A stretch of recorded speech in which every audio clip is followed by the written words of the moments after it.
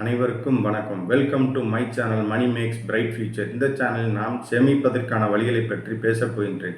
இன்றைய தலைப்பு பணம் என்றால் என்ன? ஆரம்ப காலத்தில் பணம் என்பது கண்டுபிடிப்பதற்கு முன்னால் பொருட்களை பரிமாற்றங்கள் மூலம், உதாரணத்திற்கு ஒருவர் விவசாயம் பண்ணி தானியங்கள் பயிரிட்டு கொள்கிறார், காய்கறி விளைவிக்கிறார். இன்னொருவர் மாட்டுப்பண்ணை வைத்திருக்கிறார், மாடுகள் மூலம் பால், வெண்ணெய், தயிர், நெய் போன்றவற்றை உருவாக்குகிறார். இவர் அனைவரும் எப்படி இவர்களிடமிருந்து பொருட்களை மாற்றுவது என்று யோசித்தார்கள். பின்னர் என்ன செய்தார்கள் என்றால், இவர்களிடம் இருக்கும் பால், வெண்ணெய், தயிர் போன்றவற்றை அவர்களிடம் கொடுத்துவிட்டு அவர்களிடமிருந்து தானியங்களை பெற்றுக்கொண்டார்கள்.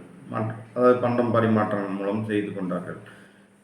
இது ஒருவரிடம் அதிகமாக விளைச்சலாகிவிட்டது. இப்போது உதாரணத்திற்காக தானியங்கள் நிறையாக விளைந்து விட்டது. என்ன செய்வது? அதை சேமித்து வைத்தால் குறிப்பிட்ட காலங்களுக்கு மேல் அந்த தானியங்கள் வீணாகி போய்விடும். இதற்கு என்ன செய்வது என்று யோசித்தார்கள்.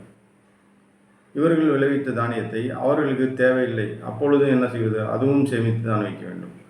இதற்காக ஒரு பொருளை வைத்து இதை மதிப்பிட்டார்கள். அதற்கு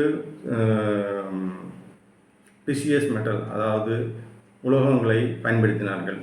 தங்கம், வெள்ளி, காப்பர், செப்பு போன்ற நாணயங்களை போன்ற மெட்டல்களை அதன் மூலம் பணமாக வேல்யூவாக மாற்றி கண்டுபிடித்தார்கள். அது எப்படி இப்பொழுது பயன்படுவது என்றால், நாம் தங்கம் எவ்வளவு நம்மிடம் இருப்பு இருக்கிறதோ அதற்கு தகுந்த மாதிரி பணங்களை ஆர்பிஐ பணங்களாக அச்சிட்டு வெளியிடுகிறது. நாம் அதிகமாக பணத்தை அச்சிட்டு வெளியிட்டால் பணத்தினுடைய வேல்யூ குறைந்துவிடும். அதாவது அமெரிக்கன் டாலரையே எல்லாரும் பயன்படுத்துகிறார்கள். அது அவர்கள் இந்த டாலரை தான் பயன்படுத்த வேண்டும் என்ற மாதிரி அவர்கள் உருவாக்கிவிட்டார்கள். நீங்கள் எங்கு சென்றாலும் டாலரை கொடுத்தால் மாற்றிக்கொள்ளலாம். ஆனால் இந்திய பணத்தை இந்தியாவை தாண்டி நீங்கள் கொண்டு போய் கொடுத்தால் அதை யாரும் மதிக்க மாட்டார்கள். அதை அந்த அளவுக்கு அதற்கு வேல்யூவும் கிடையாது, ஒரு சில கண்ட்ரிகளை தவிர, ஒரு சில நாடுகளை தவிர. இப்பொழுது தங்கம் பார்த்தீர்கள் என்றால் டாலர் வேல்யூவில் தான் மதிப்பிடுகிறார்கள். அதனால் டாலரை தான் எல்லா இடத்துலையும் பொதுவாக மதிப்பீட்டுக்காக பயன்படுத்துகிறார்கள். இதில் தங்கம் முன்னோடியாக இருக்கிறது. அவர்களும் டாலரை தங்கத்திற்கு நிகராக தான் அச்சடிப்பார்கள். டாலர் நோட்டையும் ஒரு கண்ட்ரி பிடிக்கவில்லை என்றால் சாங்ஷன் போட்டு விடுவார்கள்.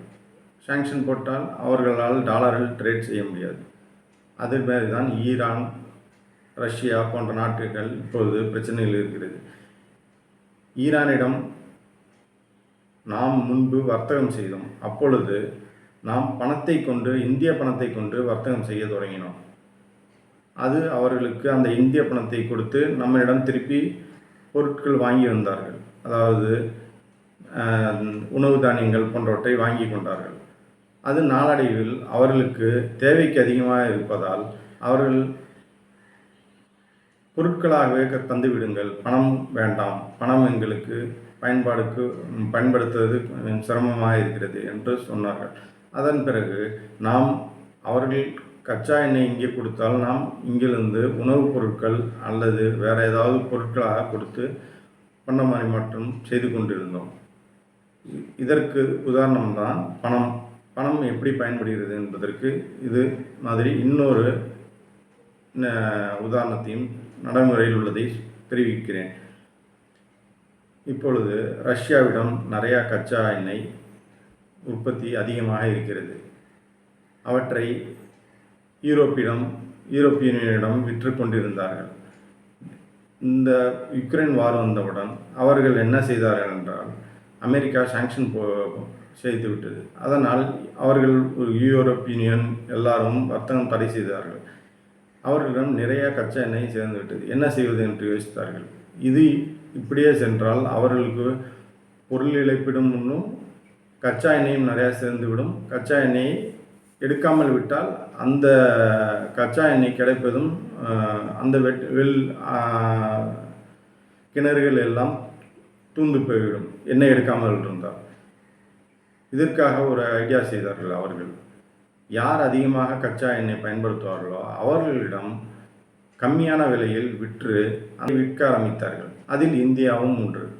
இந்திய பணத்தில் வாங்கியது. இந்திய பணம் நிறையா ஆகிவிட்டவுடன் அவர்கள் எனக்கு இந்திய பணம் வேண்டாம், என்னிடம் இவ்வளோ பணம் இருக்கிறது, வேறு மாற்று முறை சொல்லிடுங்க. இதுதான் பணம். பணத்தை எந்த பொருளை கொண்டு வகுத்தாலும், அதாவது ஒரு பொருளை வகுத்தால் அதற்கு மதிப்பு குறையாமல் வருகிறதோ அதுதான் பணம். உதாரணத்திற்காக தங்கத்தை ஒரு 10 ஆண்டுகளுக்கு முன்னால் வாங்கும் பொழுது 1 கிராம் 800 ரூபாய் 500 ரூபாய் என்று வைத்துக் கொள்ளுங்கள். இப்பொழுது அதே 5000த்திற்கு மேல் வருகின்றது. 5000, 6000 இந்த மாதிரி இந்த நிலைமையில் இருக்கிறது. இதுதான் அந்த பொருளை இப்பொழுது வகுத்தாலும் 1 கிராம் 2 கிராம் எப்படி வேணாலும் வகுத்துக் கொள்ளலாம். அதுக்கு மதிப்பு குறையாது. ஸோ இதுதான் பணம். பணம் என்றால் என்ன என்பதற்கு இது ஒரு உதாரணமாக எடுத்துக்கொள்ளலாம். இந்த தலைப்பு உங்களுக்கு பிடித்திருந்தால் சப்ஸ்கிரைப் செய்யவும், கருத்துக்கள் பகுதியில் உங்கள் கருத்துக்களை மற்றும் ஏதேனும் கேள்விகள் இருந்தால் பதிவு செய்யவும். உங்கள் கேள்விகளுக்கு நாங்கள் பதிலளிப்போம். அதை பற்றி வீடியோக்கள் பகிர்ந்து கொள்வோம். லைக் பட்டனை அழுத்த மறக்காதீர்கள். உறவினர் மற்றும் நண்பர்களுக்கு ஷேர் செய்யவும். உங்கள் பேராதரவுக்கு நன்றி. தங்களிடமிருந்து விடைபெறுவது உங்கள் சுரேஷ் பாபு.